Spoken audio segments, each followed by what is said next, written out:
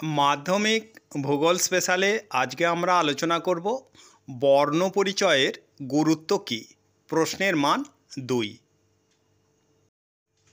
বর্ণ পরিচয়ের গুরুত্ব।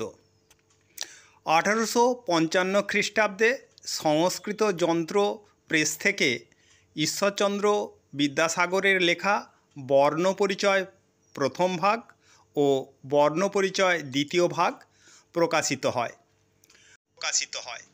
বর্ণ পরিচয় গ্রন্থে বিদ্যাসাগর বাংলা বর্ণমালার 16টি স্বরবর্ণ ও 34টি ব্যঞ্জনবর্ণ নিয়ে মোট 50টি বর্ণের পরিবর্তে 12টি স্বরবর্ণ ও 40টি ব্যঞ্জনবর্ণ মিলিয়ে মোট 52টি বর্ণের মাধ্যমে বাংলা বর্ণমালার যথাযথ রূপ প্রদান করেন, যা বিদ্যাসাগর ষাট নামে খ্যাত।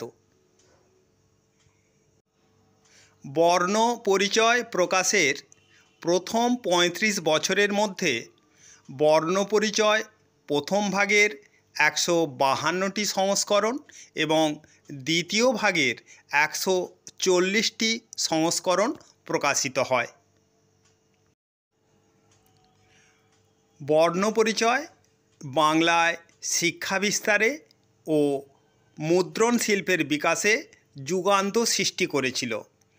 শিশু পাঠ্য পুস্তক হিসেবে যা আজও সমান জনপ্রিয়।